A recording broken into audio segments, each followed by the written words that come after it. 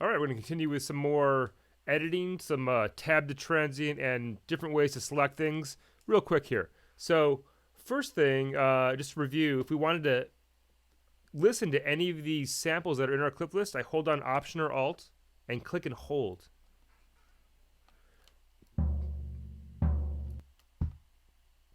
Right, and that'll just audition the file. So that's my first tip there. Okay, second tip, back to second tip is how to make a selection while we're playing back. So I'm gonna mark into a track, play back, take off, and I'm going to select because it always plays back from the first point, right? So if I down arrow, up arrow, it'll make a selection for me, right? So let's do this. 3, 4, down arrow.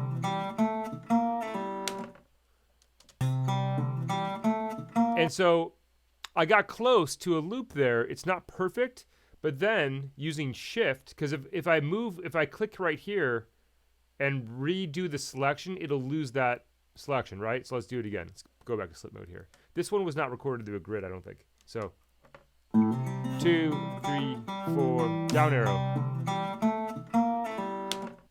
So I got a little bit close that time, but still it's not perfect. I got to zoom in here. Ooh, it was really perfect. But as I demonstrated before, if I just click in here, it's going to lose my selection. But shifting will adjust the bounds. And I want to zoom way, way in and find a zero crossing. There we go. That looks good. That's detailed editing for you. That's what you need to do. So as you know, if you zoom in or zoom out, it goes to the front of the audio file. How do I get to the back of the audio file? How do we do it? That would be the right arrow will go to the end of the audio file, and left arrow will go to the beginning of the audio file, right? This one's kind of weird because it just kind of tails off and repeats itself, so it worked. The time is a little bit off, but let me just try something like that. All right, now it's a little bit long, so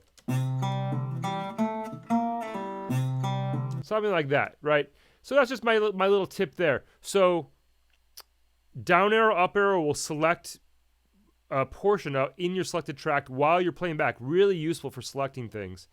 And if I zoom in, right, I can get very precise on that zero crossing there to make some editing. So audio editing is incredibly precise editing. It really, really is. It's at the millisecond level. It's more detailed than video editing. I mean, there's a lot of details in lots of digital media production, but this is really, really detailed, and there's a time component to it, right? So left arrow, right arrow will go to the head or the tail of the file, and then shift selecting will adjust the bounds of selection, right? So this method, guys, will give you the most detailed way to select an audio file. Let's move on here to something very, very useful. Okay, so what is a transient? A transient is a burst of amplitude. So, for example, this is a transient right here. This is a very clear transient. Percussion music, you can see very clear transients. Here's another transient right here. You get my drift? So these are ways that we can kind of make orient ourselves to make edits. So there is a very useful command in Pro Tools called tab the transient. Tab the transient allows us to kind of step forward or backwards in the file, and it will detect the transient. So it'll start to snap to these points, like I'm doing manually with the mouse. So this becomes incredibly useful for selecting things that are musically related or that have rhythms, such as this conga track. If I wanted to grab a hit here, how do we do it? Well, the first thing is we have to turn on tab transient. I usually have it on here. There it is right there. That's off, that's on. So that's got to be on. And if I hit tab, it'll just go forward for those hits. Right? So I can go forward. It only goes forward if I hit tab. If I do option tab, it goes backwards. That works. That's why it's called tab to transient. So I can go forward by tab, option or alt tab to go backwards. Very useful. That kind of works. My preferred way, not to throw too much information at you, but L is even better. L and quotation mark goes forward and backward. It does the same thing because it's just simpler. Okay, so now let's take this next level. Let's shift and move to the right. Oh, wow, that was fast to use that. Let's grab this hit. Right? And then I can use shift to select the bounds of that. So if I just want a little tight thing, I don't want all the space there. But you guys get that? So let's review, because I know I'm going really faster, but you can stop it and start the video. So tab goes forward. Alt tab or option tab goes backwards.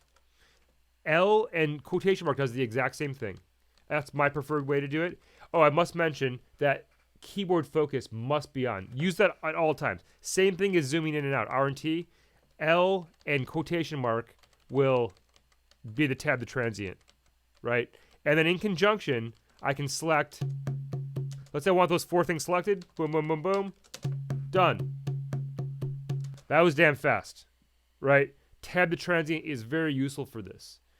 And I think I've explained it sufficiently. I think that's enough. I think that'll be good. And we know how to loop playback. You can right click on the play button and take it off loop, or put it back on, right click, put it back to loop.